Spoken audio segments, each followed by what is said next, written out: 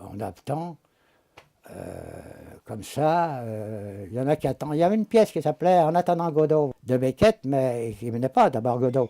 Et bien là, ils attendent la croissance. Ben, la croissance, c'est Godot, ça ne viendra pas. La croissance, c'est pas la peine de... Hein, parce qu'aujourd'hui, vraiment. Mais il n'y a plus de parti socialiste, il y a une confédération d'intérêts divergents. Le parti socialiste, c'est la machine qui fait élire. C'est un peu la machine, ce que les Allemands appellent, les Américains appellent ça la machine, les Allemands l'appareil, c'est ce qui fait élire. Puis quand vous êtes élu, après chacun se divise, voit ces trucs. Bon. Mais actuellement, la droite a trouvé qu'il ne pouvait pas faire ces réformes, a trouvé la gauche pour les faire. Je ne vois pas pourquoi elle passerait la main, ça va si bien qu'elle peut continuer à rester dans l'opposition, puisque c'est pas elle qui recueille la popularité. Non, là, cette fois-ci, on est tombé dans le bas du bas. Là. La politique qui est suivie maintenant est une erreur. C'est pas celle pour laquelle les Français ont voté en 2012, hein, etc. Bon, bah, enfin, moi là-dessus, je savais que ça se passerait comme ça. J'avais une trop longue expérience. Je savais très bien, mais pas à ce point quand même.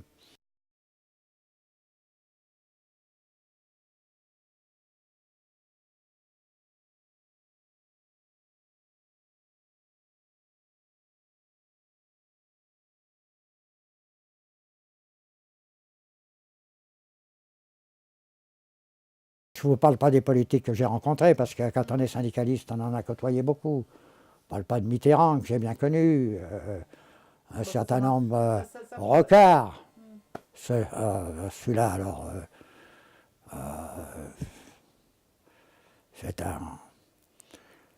C'est qu'il a pu faire des illusions, etc. Rocard, j'ai bien connu Mauroy, qui était le maire de Lille, qui était vraiment un homme très très bien. J'ai connu Guy Mollet. Guy Mollet, qui a envoyé le contingent en Algérie. Tout ça, on a discuté avec ces gens. On leur a fait, à chaque fois, on leur a dit ce qu'on avait à leur dire, évidemment. Je suis né d'un père savoyard et d'une mère qui était champenoise.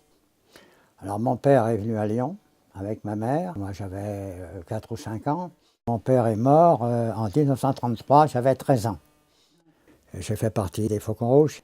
Et c'est à Lyon que j'ai fait mes premiers pas dans la politique. C'est-à-dire que vers les 15 ans, 16 ans, on rencontrait un certain nombre de gens.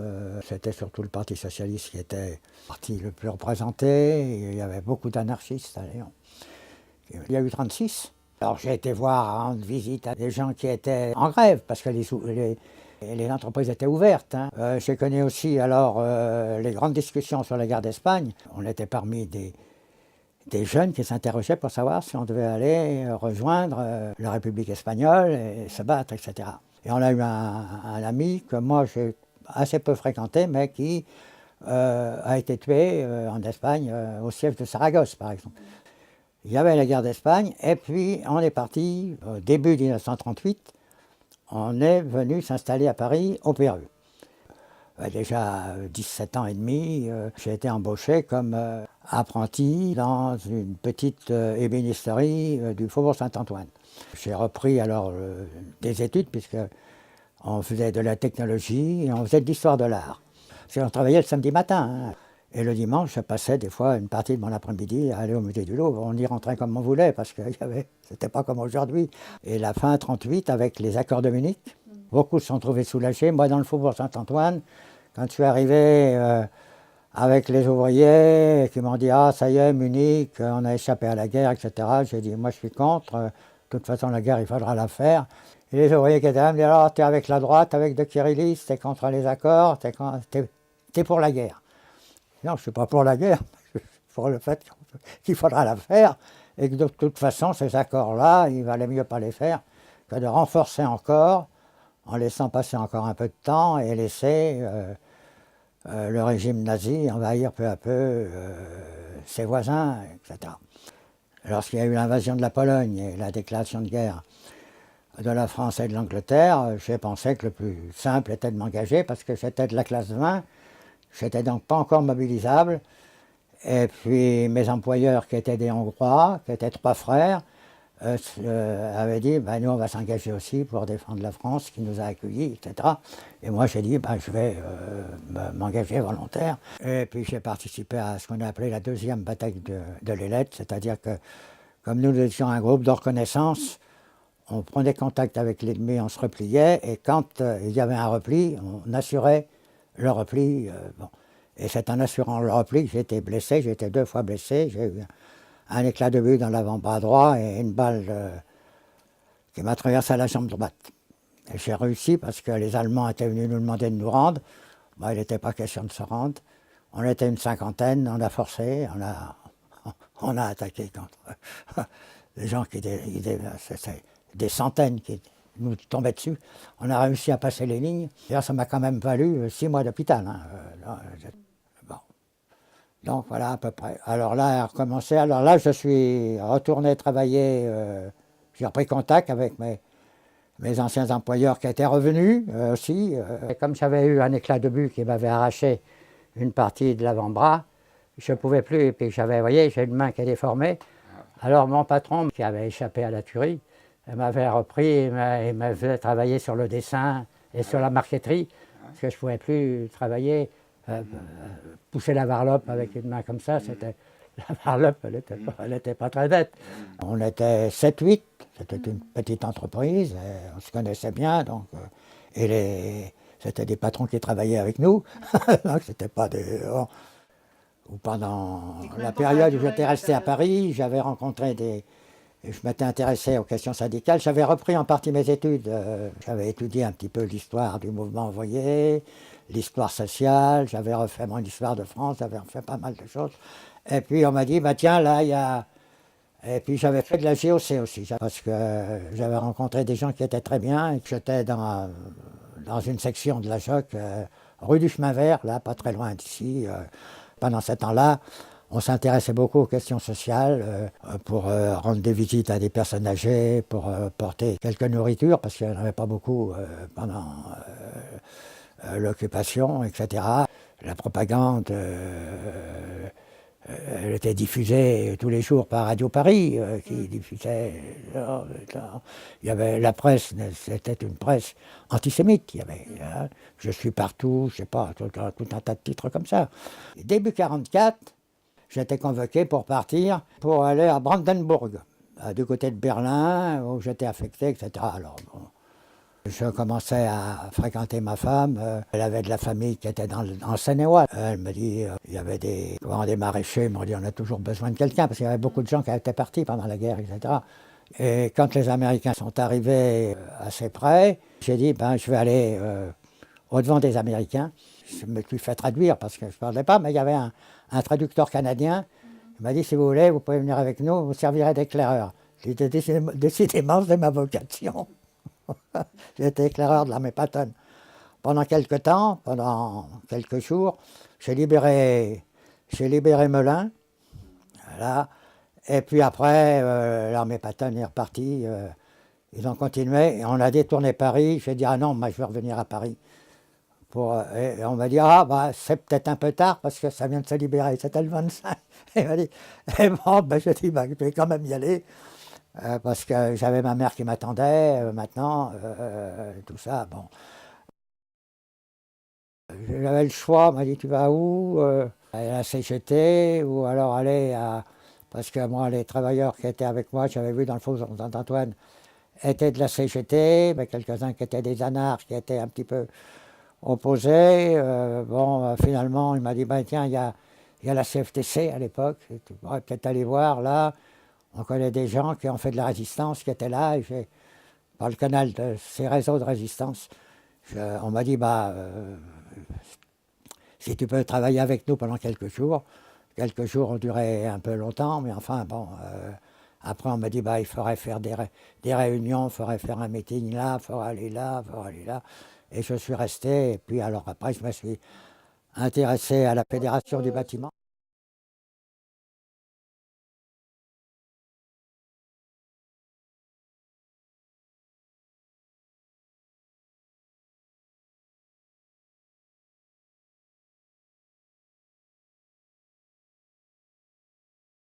milité pour la transformation d'un CFTC en CFDT. La formation d'une nouvelle organisation syndicale qui va de la libération, quoi, disons, de la fin 1944, début 1945, jusqu'en 1964, où l'organisation est parcourue par, disons, différents courants, les jeunes exigeant des positions un peu différentes que celles des anciens qui avaient milité alors avant la guerre, oui, et qui avaient ayant échappé au carnage, je pourrais dire, reprenaient à peu près l'organisation où ils l'avaient laissée.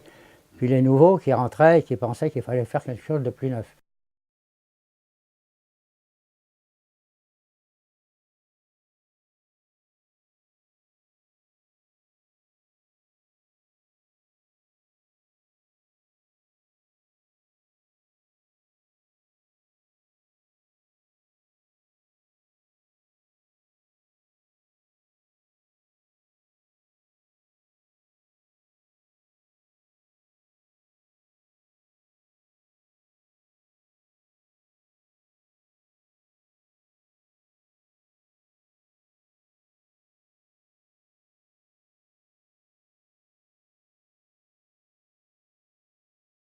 Ça a formé l'embryon de ce qui s'est développé peu à peu pour aller jusqu'à l'évolution en 1964. Ouais.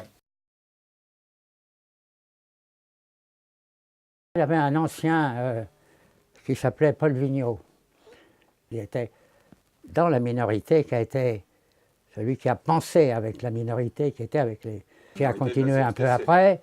Et Paul Vigneault, j'avais dit, en le rencontrant à la fin, un petit peu avant sa mort, à la fin des années 70, je lui avais dit, vous voyez dans quel état j'étais, je lui avais dit, mais de toute façon, on s'inquiétait de savoir ce que ça allait devenir.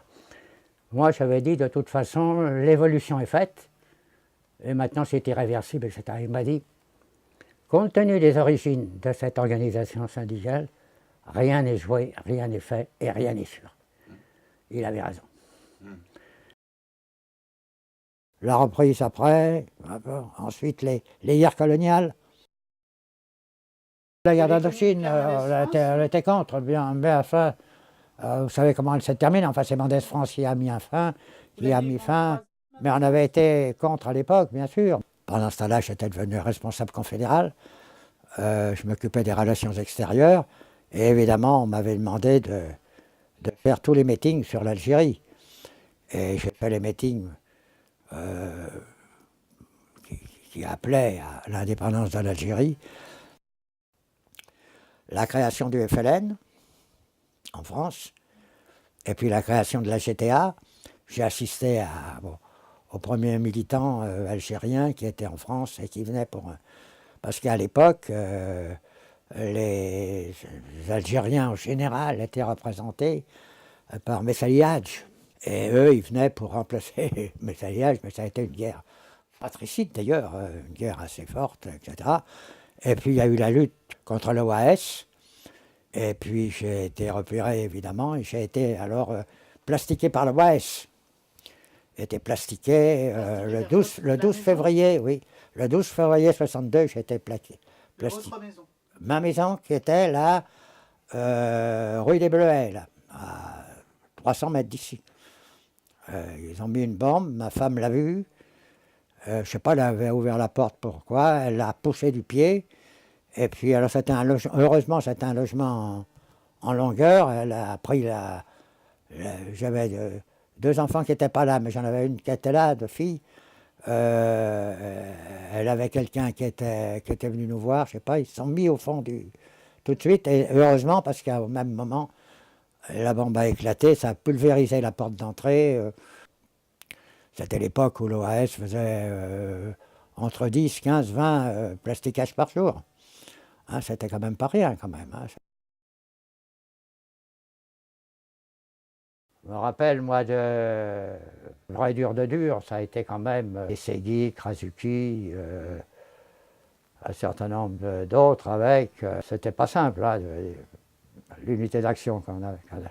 On a commencé l'unité d'action très tôt, nous, hein, parce qu'on a toujours pensé que séparément on n'obtiendrait jamais rien et que c'était quand même la CGT stalinienne. Hein, et Ouais. Krasuki il était stalinien d'ailleurs. Et quand il y avait des fois des froids, parce que des fois, comme dans un mariage, il y avait des fois où ça n'allait pas. La CGT, elle exagère, allez vous faire voir, etc. Ou l'inverse. Alors au bout d'un moment, quand même, dès qu'on me disait, tu pourrais peut-être quand même essayer de voir si on ne pourrait pas retrouver la CGT un peu. Et alors je t'ai défendu à Krasuki. Ah ouais.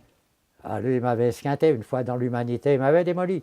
Bon, mais enfin, et puis alors, je rencontrais un peu, comme quand il y a eu l'évolution, par exemple. On s'est dit, bon, ben, maintenant qu'on vient de faire l'évolution, il faut quand même qu'on avance. Alors j'ai fait une rencontre, Eugène Descamps, moi, et puis avec Krasuki, et puis Segui.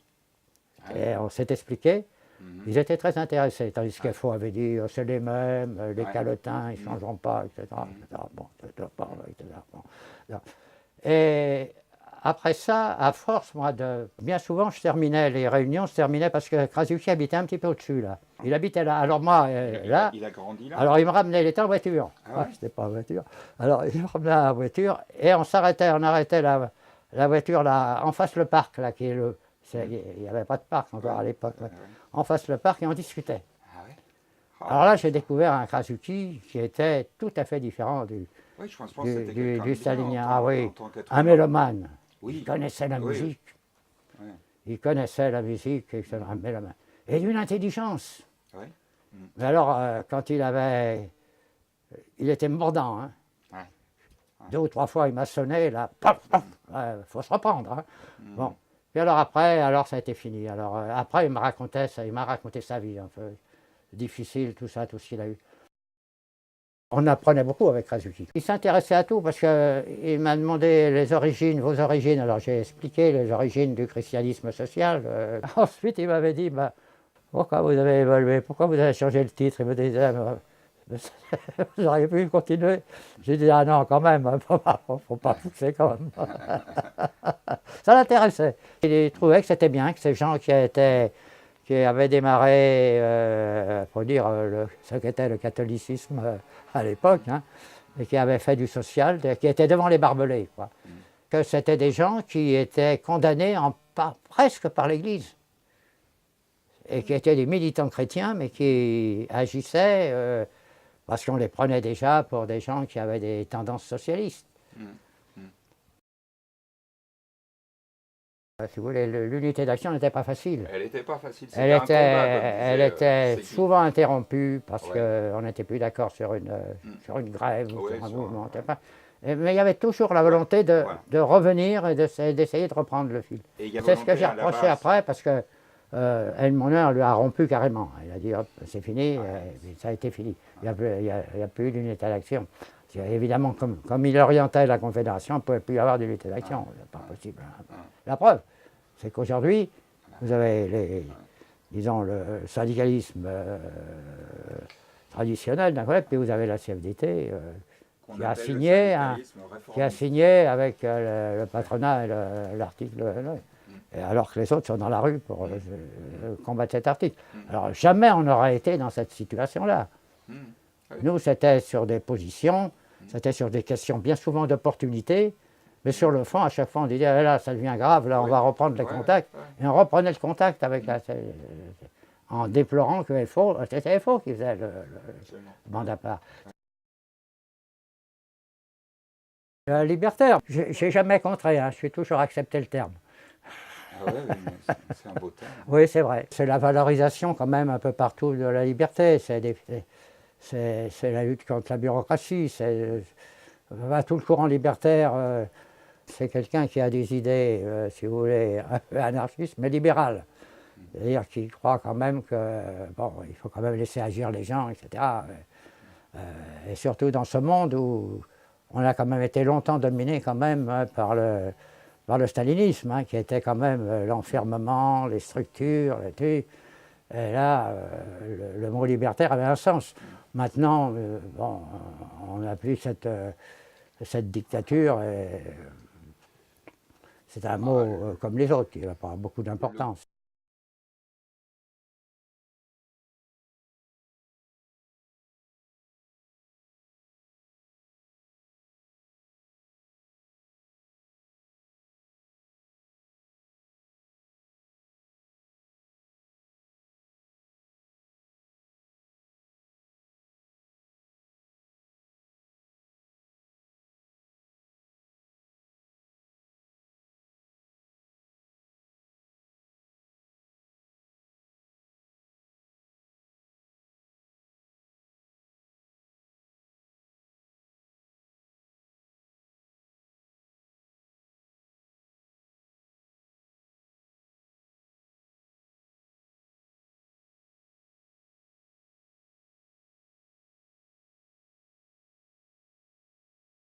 Les coopératives ouvrières qui, à un moment, ont existé étaient importantes, enfin relativement importantes en France, il y a eu ça. Il faut peut-être trouver une formule qui ne soit pas une formule qui fasse réagir en disant « Oh là, les grands mots, autogestion, etc. » Sans doute, il y a peut-être quelque chose qui chemine, hein. Mais ça, il faudrait voir, parce qu'actuellement, les gens s'articulent surtout sur ne pas perdre une partie de leur situation. Parce que nous, il y avait une règle pour la responsabilité confédérale. 10 à 12 ans comme responsable et 50 ans de limite d'âge. Ah oui? Ah oui. 50 C'est-à-dire qu'il ne faut pas terminer en apparatchik, hein. Ah oui? Ça vous fait presque une génération. Il y a des gens, il y a des choses qui ont évolué qu'on n'a pas vues ou qu'on ne sent pas, que les jeunes vont sentir. Si vous ne ramenez pas un esprit jeune, de mettre des gens à nouveau qui vont reprendre des expériences, les faire différemment, c'est ça qui fait bouger le truc. Sûr, oui. J'ai été à la création de l'agence pour l'amélioration des conditions de travail, qui s'ajoutait au comité d'hygiène et de sécurité, mais pour élargir encore un petit peu. Et puis ensuite, j'ai été 6 ans à Paris 4 pour enseigner. Alors j'étais comme professeur associé pour enseigner le social, le syndicalisme.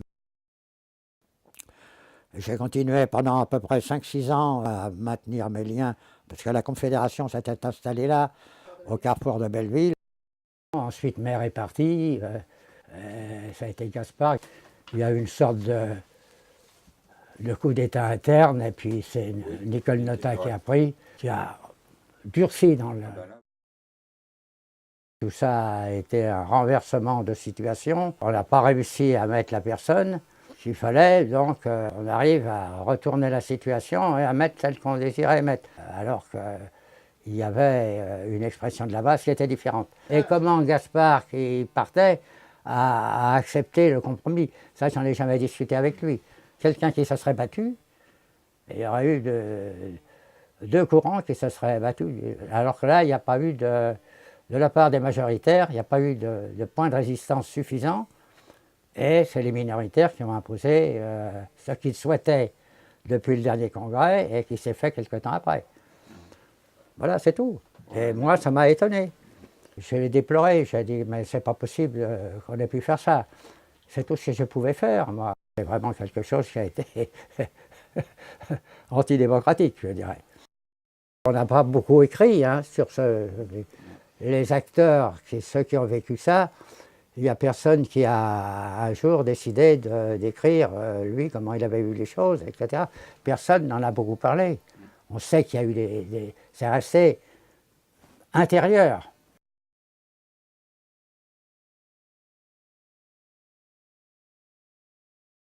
Dès que vous avez une sorte de bureaucratie qui s'installe, vous avez ce qu'on pourrait appeler une sorte de pouvoir, entre parenthèses, bureaucratique, c'est-à-dire celui qui est là, qui occupe la fonction, qui est permanent, qui est détaché. Et puis vous avez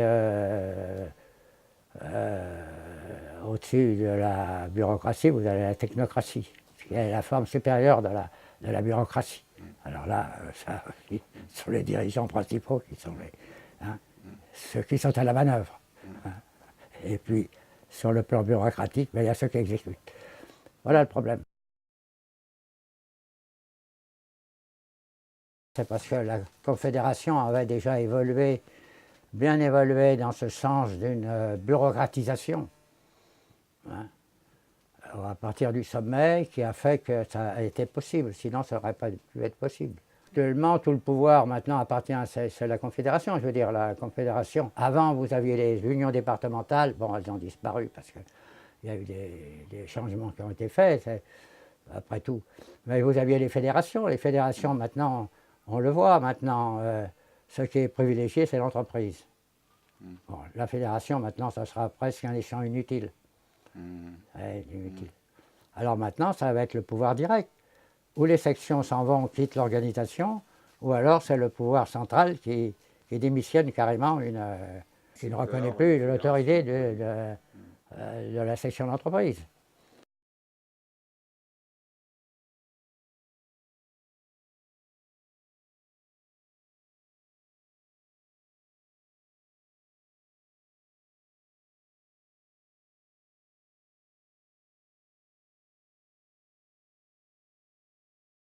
faut quand même prendre le début. Moi, je l'ai senti, puisque quand je suis parti, je devais partir en 73, on m'avait demandé de rester, puisque la nouvelle équipe qui s'installait avec Edmond Maire, et qui était alors très inspirée par Rocard, hein, qui vient de partir, tout à fait l'actualité. et bon, s'est installée, a pris le pouvoir dans la Confédération.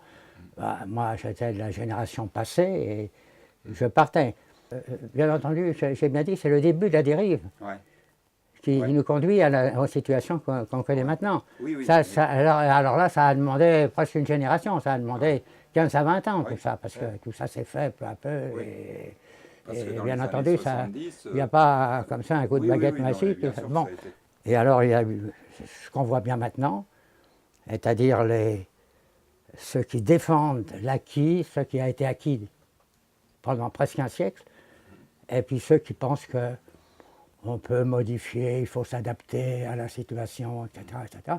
Enfin, ceux qui s'installent dans ce qu'on appelle l'économie de marché, mais libérale au vrai sens du terme, c'est-à-dire que ce n'est pas un libéralisme corrigé, économique corrigé par un peu de social, on essaye de faire, mais c'est l'acceptation pleine et entière.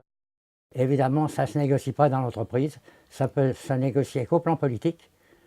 Donc la fonction revendicative syndicale de base est abandonnée pour des discussions patronat, gouvernement, syndicat, nouvelle organisation qui est plus, je dis, de caractère général, social, qui s'intéresse au SMIC, à tout ce qui est généralité, mais plus à l'entreprise. On abandonne l'entreprise au patronat. Voilà.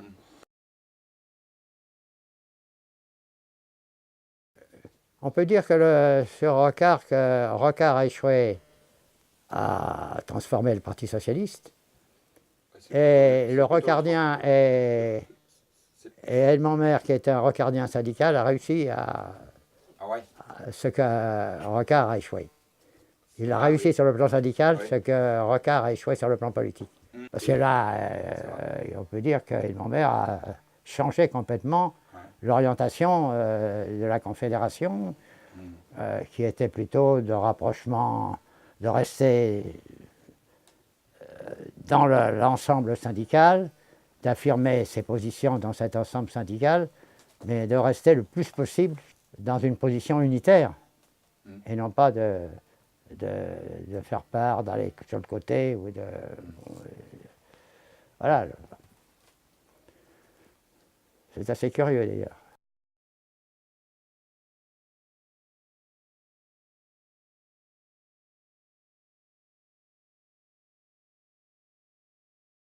Ouais. En général, ça ne se renverse pas, ça s'effondre. Il arrive à un moment où les structures lâchent et tout s'écroule. Oh, bah, il n'y a qu'à voir ce qui s'est passé en Union soviétique. Hein. Si je prends une...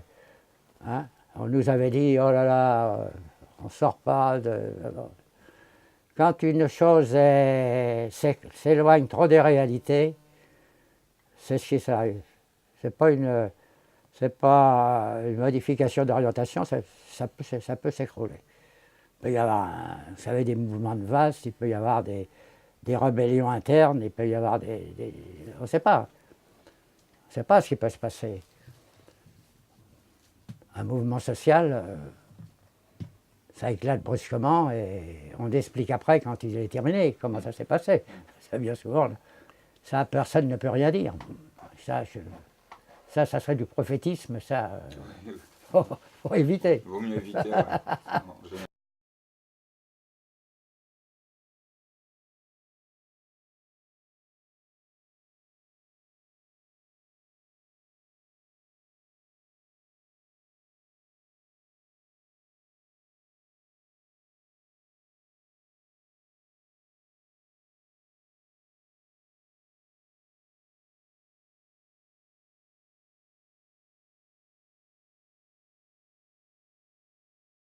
J'ai été en vive opposition contre les positions qui ont été prises.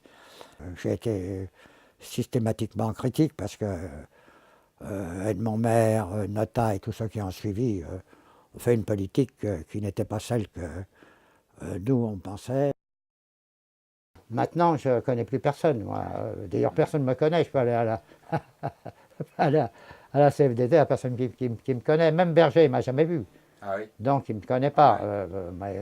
Bon, donc, de toute façon, il ne sait même pas que j'existe. Ben, c'est normal. Bon. Non, mais moi, quand j'ai vu, là, dans les mouvements, là, au printemps, que les jeunes, les étudiants, tout ça, marchaient dans les mouvements, etc., et ça m'avait paru très intéressant. Les gens savent qu'ils seront concernés par ça. Celui qui fait des heures supplémentaires va les voir diminuer. Celui qui en faisait va peut-être plus en faire. Et puis là, il y aura des facilités, paraît-il, de licenciement, ce qui permettra de l'embauche. Mais avant, il faudra d'abord licencier avant qu'il y ait de l'embauche. Oui. Je prends un exemple. Après la guerre, d'abord, il y avait ce qu'on appelait des autorisations administratives de licenciement. Un patron ne pouvait pas licencier. Bon. Et les employeurs avaient dit, si vous faites sauter cette disposition qui ne nous permet pas de licencier, de pouvoir ajuster etc. Bon, alors ils avaient calculé que ça ferait 200 et quelques mille, etc. Bon, on l'a supprimé, plus personne n'en a reparlé, on n'a jamais su ce que ça avait apporté. Donc ça, c'est le chantage en emploi. Il y a une règle qui est très simple en matière économique, c'est que quand les employeurs ont besoin d'embaucher parce que c'est leur intérêt, ils embauchent. Et quand il faut ramener la voilure parce que les affaires marchent mal, ils licencient. Oui. Bon. Cette économie qui bouge, dans le fond, elle est en train de créer des travailleurs pauvres. C'est-à-dire qu'avant, vous aviez le salarié qui avait son emploi, etc. Vous avez le chômeur. Hein, et puis, il y avait rien. C'était la condition la plus difficile à vivre parce que on est chômeur que pendant un temps, et puis après, il faut essayer de s'adapter, il faut essayer des fois de trouver quelque chose qui est moins avantageux, etc. Maintenant, vous avez une autre catégorie qui arrive, c'est les travailleurs pauvres. C'est-à-dire ceux qui travaillent, mais qui à la fois travaillent, mais sont sous-payés. C'est-à-dire que maintenant, le statut de chômeur va être revalorisé par l'arrivée des travailleurs pauvres. Ils ne sont plus les derniers, il y en aura d'autres derrière eux. C'est en Allemagne qu'il y a Comme catégorie sociale. L'Allemagne, l'Angleterre, absolument. Il y a 5 millions bien souvent de Turcs qui ont été les soutiers de l'industrie allemande, qu'on a sous-payé, et encore, on payait les cotisations sociales au gouvernement. C'est-à-dire que les Allemands n'avaient absolument rien. Ils embauchaient, ils travaillaient, quand ils licenciaient, il n'y avait pas à s'occuper de rien du tout. Les gens repartaient chez eux, ils n'avaient plus rien à faire ici. J'ai regardé en Grande-Bretagne. Mais regardez, il n'y a pas de chômeurs. Oui, il n'y a pas de chômeurs, évidemment. Si vous finissez par ne plus payer presque les gens, ils seront tous embauchés pour ceux qu'on aura besoin. Ça dépend à quel niveau vous voulez. Mais il y a une question de dignité quand même. Alors, chez nous, on l'a évité parce qu'on avait quand même un SMIC qui tenait le coup, qui fait. Mais depuis combien de temps les employeurs essaient de le supprimer, de le transformer ou de faire un SMIC régional qui serait plus, etc. Quand on voit comment on est en train d'émailler toute la protection sociale, je crois qu'il y aura un mouvement de masse important qui se dessinera un jour dans ce pays. Comment on peut d'abord sauver l'acquis, sauver l'essentiel? Parce qu'il ne faut pas oublier qu'à chaque fois qu'on fait des réformes, et c'est ça le tragique, c'est pour demander à ceux qui sont bien souvent les moins bien payés et tout ça, de faire des sacrifices. Regardez par exemple les heures supplémentaires. Maintenant, le fameux article 2 dit maintenant c'est 10%, et maintenant on discutera si c'est plus dans l'entreprise. Mais s'il n'y a pas de discussion, c'est 10%, alors que c'était 25%. Ils veulent éliminer les syndicats par le référendum, par la voie du référendum. Et ils savent que les syndicats sont gênés parce que par moment, le référendum peut être utile. Beaucoup de sections d'entreprise, quand il y a eu des grandes décisions, on demandait pas. On fait un référendum dans l'entreprise. Donc c'est pas ça qui peut gêner, mais il faut dire que cet article 2 était quand même anti-syndical et qu'il c'était l'article 2 des patrons. Pardon. Alors là, l'avoir accepté pratiquement tel qu'il était, c'est une grosse faute. Sans doute, il y a encore une hémorragie, je ne sais pas si elle est importante, mais de militants à la suite des positions qui ont été prises là. le refus de manifester. Enfin, vous avez une vie syndicale, des gens qui manifestent et tout ça. Il n'y a plus de CFDT pour être là. Il y Il n'y a plus personne. Il y en a, Mais il y a c'est quelques, des- on voit quelques drapeaux, Voilà. oui. Je vois, moi, quand je regarde les actualités, des fois, je dis, tiens, il y a il y a quelqu'un, il y a une section, là, j'ai vu le CFDT, ce truc. Mais, ils sont enfin, très peu, c'est rien. très, très Enfin, peu. il faut Ouais. quand même avouer Ouais. que l'organisation, officiellement, est en retrait. Ouais. Ils ont signé, après, c'est fini. Bon. Pour ce qui est de la CFDT, maintenant, bon, ils signeront des trucs avec le gouvernement et le patronat. Et encore, le patronat, il lâche pas grand-chose hein, pour signer. Il faut se contenter de peu pour signer avec le patronat. On est quand même loin des origines hein, de la création de la CFTC à l'époque, etc.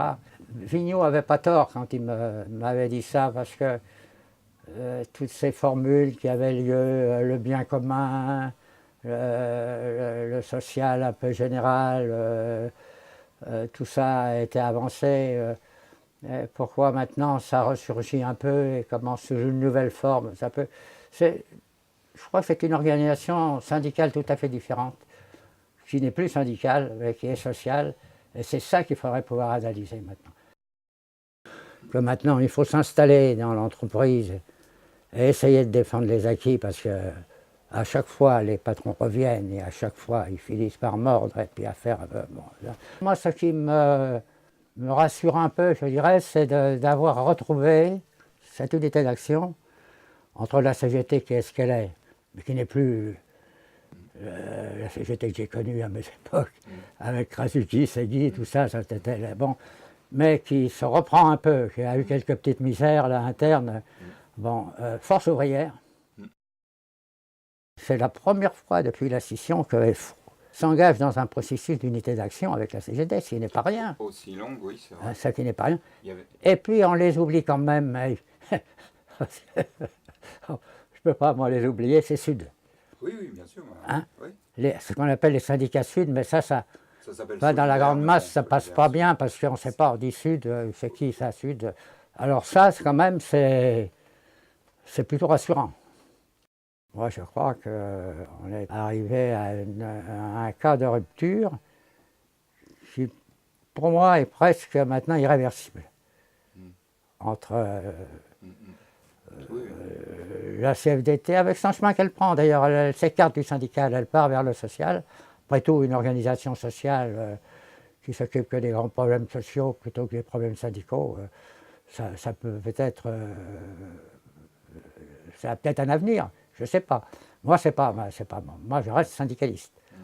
Et le mouvement syndical. Mais maintenant, le vrai mouvement syndical que vous voyez, c'est bien CGT et FO. C'est pour ça qu'à partir de là, je crois que la divergence va se faire encore beaucoup plus. Il faudra attendre les événements entre les deux lignes. La ligne traditionnelle, on défend, ce qui n'empêche pas d'examiner des propositions. Hein, après tout, ils avaient proposé de réécrire l'article 2, donc bon, on peut faire une réécriture de l'article 2. Ça voulait dire que, bon, ils ont mordillé sur les côtés, ils ont fini par obtenir un certain nombre de choses. Bon, s'il y a des améliorations, c'est bien parce qu'il y a eu de la résistance. Sinon, si ça avait été le texte d'origine, hein? Alors on dit, ah oui, ces gens-là, maintenant, ils ne comprennent plus rien, ils sont à côté des réalités, etc. Non, ils sont dans les réalités, la preuve, c'est qu'ils modifient les réalités. Oui, mais il faut rester dans ce côté du mouvement ouvrier traditionnel, un peu. Hein. Le travailleur était bon à travailler et acheter dehors quand il n'était plus malade ou autre chose. On a fait peu à peu quelque chose à greffer tout un tas de problèmes sociaux, salaire minimum, une sécurité sociale, etc. Et fait que maintenant, le travailleur a tout un encadrement quand même. Ça, c'est tout ça quand même, quand on évacue un peu vite. Alors moi, je dis traditionnel parce que je ne trouve pas d'autres termes. Parce que ça fait un peu vieillot, on dit « oh bah oui », etc. Mais on ne peut pas le définir autrement. La CGT, elle existe encore. Elle est née il y a longtemps, la CGT. Et puis avant la CGT, il y avait déjà des embryons d'organisation. Et si on disait aux gens de Sud qui sont des traditionnels, peut-être que ça ne leur plairait pas. Mais enfin, de toute façon, c'est pour désigner tout le courant, toute la mouvance, je dirais. Hein? Voilà. C'est ça qui compte. Il faut faire attention. On a un peu trop vite enterré le syndicalisme traditionnel. On peut être traditionnaliste et rester moderne quand même, non? Bon.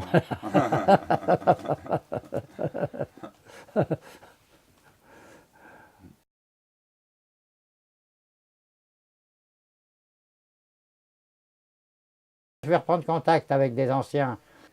4 ou 5, on se réunissait pour, enfin les anciens combattants, hein, là, on se réunissait tous les 3-4 mois, là on ne se réunit plus. Hureau, qui a tenu les finances de la Confédération pendant longtemps, Pierre Héritier, qui a animé tout le syndicalisme à Saint-Étienne. Hein. Je vais prendre mon téléphone là, parce qu'à partir de la fin juillet, bon, c'est pas la peine, il faut attendre le début septembre.